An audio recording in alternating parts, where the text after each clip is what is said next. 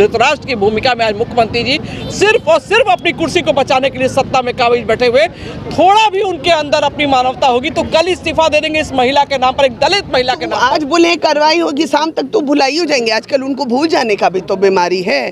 उस शाम में आप उनसे पूछेगा तो बोलने लगेंगे कि क्या था, क्या घटना था, कौन था, खुसरूपुर था कि बेगूसराय था। उनको अपने आजकल याद ही नहीं रहता है, तो मेमोरी लॉस सीएम हो गए। नीतीश कुमार जी कहते हैं कि अपराधी अगर अपराध करेगा तो उसको सजा मिलेगी। ये भी उनका एक जुमला ही हो गया है, सजा मिले या ना मिले, लेकिन बोलते जरूर है कि मुजरिम को सजा दी जाएगी और उसको अपराधी बचेगा नहीं। मैम अभी आप आई हैं पीड़िता से मिली है, क्या कुछ आई है? देखिए, बहुत ही निंदनीय घटना है, एक महिला को निर्वस्त्र कर और जिस तरह से उस घटना के बाद वो महिला रात के अंधेरे में अकेले भागती हुई बिना वस्त्र के अपने घर आई। आप समझ सकते हैं कि उस समय उसकी मनोव्यथा क्या होगी। वो रात का समय था और वो रोती चिल्लाती हुई अपने घर आई और उसको कहा गया था कि आपके पति हमारे पास है, उसको हम बंधक बना के रखे हुए हैं। और जिस पैसे के लिए उन्होंने ये कांड किया, वो कह रही है वो पैसा कब का हम चुकता कर चुके हैं, वो पैसा कहीं से भी हमारे लिए बाकी नहीं था। और इसके पीछे उनकी क्या सोच और क्या मंशा थी, ये तो वही अपराधी ही बता सकता है। लेकिन महिला ने कहा कि जो बात उन्होंने कहा, रोज़ कहते थे पैसा दो सूद दो, पैसा दो सूद दो, ऐसा कुछ नहीं था। हमारे पति राजमिस्त्री हैं और उन्होंने पैसा दिया और मैं स्वयं जाके वो पैसा को वापस की हूँ। और उसके बाद उसको 2 दिनों तक उसके घर में ही बंद रखे, उसको घर से बाहर नहीं निकलने दे रहे थे, उसको डरा के धमका के। जब उसको पानी की आवश्यकता हुई, वो चापाकल पर पानी लेने के लिए आई है, तब उसको कहे हैं कि तुम्हारा पति मेरे यहाँ। तो महिला अपने पति के चलते उसके घर दरवाजे पे गई है और जहाँ वो पहुँची है उसके बाद उसको गाली गलौज देना, डंडा से इतना बुरी तरह से मारे हैं, सर फटा है, पैर पे चोट है उस महिला के। वो खुद भी बीमार महिला है, वो बता रही कि मैं हमेशा बीमार रहती हूँ, मेरे पति मेरी बीमारी के लिए ही कर्ज लिए थे उनके यहाँ से, और उसके बावजूद उसके साथ इस तरह का अमानवीय व्यवहार करना ये कहीं से न्यायोचित नहीं है। और इस सरकार का तो कुछ भी कहना, ये गूंगी बहरी अंधी सरकार है। नीतीश कुमार जी कहते हैं कि अपराधी अगर अपराध करेगा तो उसको सजा मिलेगी। ये भी उनका एक जुमला ही हो गया है, सजा मिले या ना मिले, लेकिन बोलते जरूर है कि मुजरिम को सजा दी जाएगी और उसको अपराधी बचेगा नहीं। लेकिन सारे अपराधी यहाँ खुलेआम घूम रहे हैं और नीतीश कुमार आराम से चैन की नींद सो रहे हैं। मैडम, नीतीश कुमार जी ये भी बोलते हैं कि महिलाओं के लिए काम कर रहे हैं, महिलाओं को बढ़ावा दे रहे हैं, और एक तरफ जो है सो दीन दहाड़े। आप तो देख रहे हैं कि महिलाओं के सशक्तिकरण के लिए कितना वो काम कर रहे हैं, कितनी बलात्कार का रोज अखबार में समाचार रह रहा है, आप सभी मीडिया बंधु देख रहे हैं। और इस तरह की घटना ये हमें लगता है दूसरी या तीसरी बिहार में हो गई, और उसके बाद भी इस प्रशासन और इस मुख्यमंत्री का आंख नहीं खुल रहा है। और धृतराष्ट्र की भूमिका में आज मुख्यमंत्री जी सिर्फ और सिर्फ अपनी कुर्सी को बचाने के लिए सत्ता में काबिज बैठे हुए। थोड़ा भी उनके अंदर अपनी मानवता होगी तो कल इस्तीफा दे देंगे इस महिला के नाम पर, एक दलित महिला के नाम पर, जिनके वोट से आज गद्दी और सियासत पर आरजेडी और जदयू बैठा हुआ है। क्या लगता है कि इस महिला को न्याय मिलेगा? बिल्कुल मिलेगा, और हम लोग चाहेंगे कि हर संभव जहां तक हो सकता है इस महिला को न्याय दिलाने के लिए हम सभी का प्रयास रहेगा। और जब तक मुख्यमंत्री जी उस अपराधी को और उस दोषी को नहीं सजा सुनाते हैं, गिरफ्तारी करते हैं, तब तक हम लोग इस महिला के साथ खड़े हैं। भारतीय जनता पार्टी हर कदम पर महिला के साथ खड़ी रहेगी इसको सजा दिलवाने के लिए। मीडिया सवाल करती है कि बिहार में क्राइम बहुत ज्यादा बढ़ रहा है, तो नीतीश कुमार का जवाब रहता है कि क्राइम नहीं बढ़ रहा है, आप लोग कहाँ क्राइम देखती है।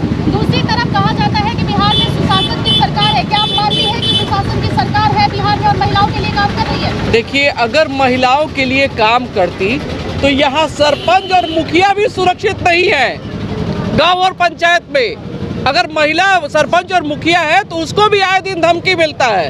और मुख्यमंत्री जी कहते हैं कि अपराधी नहीं है बिहार में, तो कहे तो कि वो धृतराष्ट्र हो चुके हैं बिहार के लिए, उनके आंखों में पट्टी बन चुका है। क्योंकि जब जिसके साथ चुनाव लड़ते हैं उसको छोड़ देते हैं। उनके दिमाग में सिर्फ अभी देश का प्रधानमंत्री का विजन दिमाग, जो कि कभी जीवन में सफल नहीं होंगे। लेकिन जो अपना घर है, घर को बचा ले मुख्यमंत्री जी, तो मेरा उन्हीं से आग्रह हो कि इस महिला को सिर्फ न्याय दिलाने का वो काम कर दे। आज़ादी के इतने सालों बाद भी जो है सामंतवादी प्रथा देश में चल रही है अभी तक। देखिए, इससे ज़्यादा शर्मनाक घटना नहीं हो सकती है। ये इस पूरे समाज के लिए, ये हम लोगों के लिए भी उतनी शर्मनाक घटना है। आप आज के युग में एक महिला को निर्वस्त्र कर कर और उसको पीटिए, उसको पेशाब पिलाइए, मतलब ये कभी नहीं होता था। और मैं तो ये कहूँगी कि आप आइए ना, आप तो सरकार में बैठे हैं। आज आरजेडी के समर्थकों ने ऐसी हरकत की है तो मैं तो डिमांड करती हूँ कि आइए, तेजस्वी जी आप कहते हैं कि हम महिलाओं के साथ हैं, नीतीश जी कहते हैं हम महिलाओं के साथ हैं, तो आए आके मिलें और देखें कि उनके इस राज्य में कैसी दुर्दशा हो रही है महिलाओं की, कितनी बुरी तरह से उसको मारा है।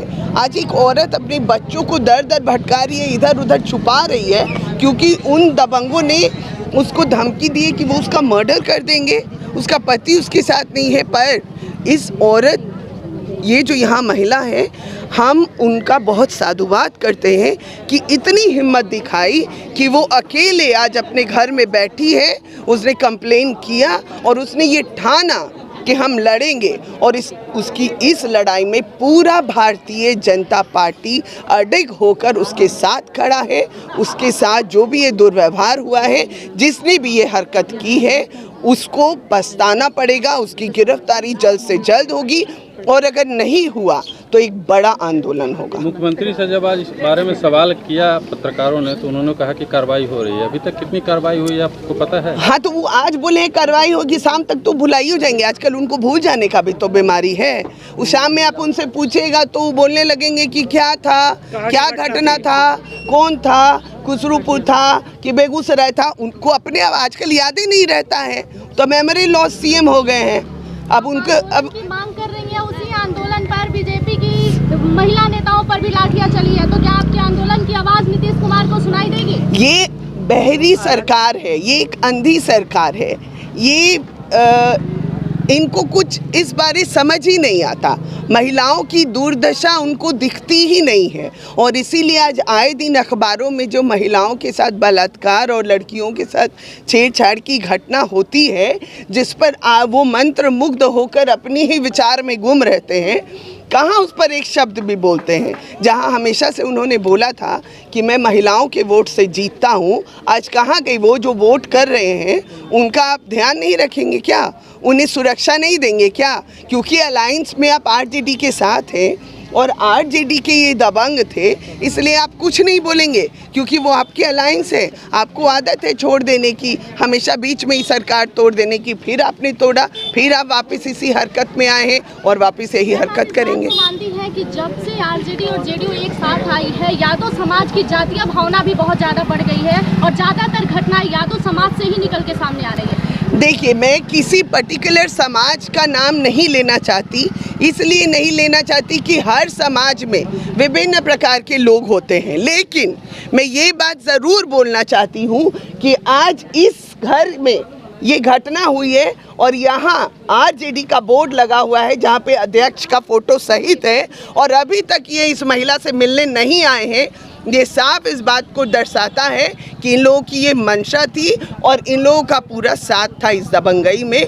तो मैं फिर से सरकार से ये मांग करना चाहती हूँ कि जल्द से जल्द इस महिला को न्याय मिले, गिरफ्तारी हो और नहीं तो आंदोलन होगा।